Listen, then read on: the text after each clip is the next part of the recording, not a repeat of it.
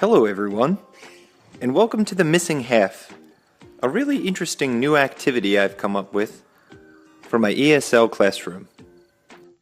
But before we get started, here's a little joke to help you chill out. What's the difference between a snowman and a snow woman? Snowballs. As a communicative teacher, my activities often involve helping learners understand by using a number of different strategies. In this activity, I combine reading and listening. A lot of teachers see reading and listening activities as a time to take a break from instruction, put their mind on cruise control. But I don't. I disagree. I think that reading and listening represent a really important opportunity for students to gain information, skills, and achieve goals that you've set for your classroom. Here are a few things to keep in mind about this activity and help you understand why I present it the way that I do. First, listening is generally given at the rate of speed of the speaker rather than the receiver. And it's often more difficult than reading, which can be received at a learner's own pace. Since reading activities are done at the speed and pace of the reader, this can create a huge time spread for how long an activity takes to complete. And this affects not only your classroom management, but your lesson planning as well. In order to properly plan a lesson, you need to have a pretty good estimate of how long it will take each student to finish each activity. The missing half combines both listening and reading activities. And this helps teachers break down the listening activity and lighten the cognitive load of participants in several different ways. For example, your faster readers will be able to provide repetition for your less skilled listeners. So much so that if students are struggling with this listening activity, you might have them listen more than once, and perhaps even write down what they heard. Fill in the blanks on their worksheet. On the other hand, slow readers will allow better listeners time for reflection and prediction. They'll be able to think about the information more deeply and try to guess what's going to happen next.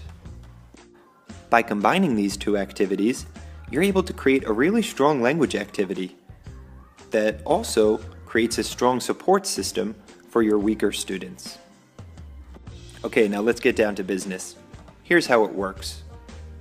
The first step is quite obvious. You have to find an article or story or portion of your textbook to use for the reading, and then divide the article in two. Some teachers like to cut the article horizontally, but not me. I think that's too easy. I like to cut the story vertically so that it looks something like this. There are two parts, one for each student. Then I assign half of the class, part A, and the other half, part B. Now, with only half of the words visible, I invite my students to take a moment and look over the article and try to guess or anticipate what the reading is talking about. This little bit of a warm-up helps students understand the importance of guessing in context. And one little twist that I like to add is a very simple prediction activity. I will give each student a post-it note and tell them to write down what they think the main idea of the article will be.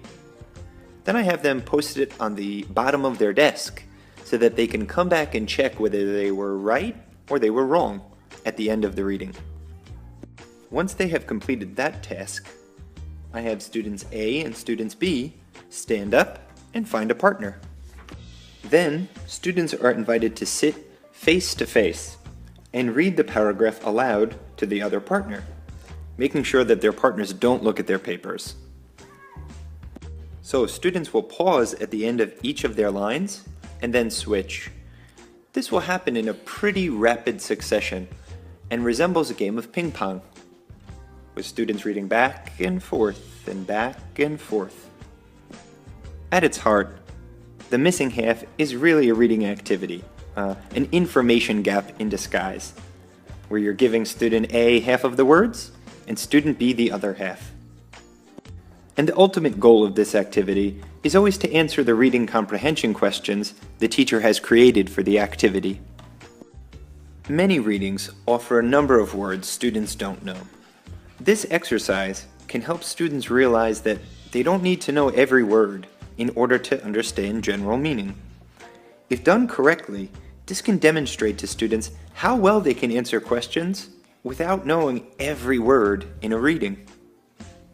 This activity is the simple combination of two ideas that are used to help stimulate interaction and thought in my English classroom.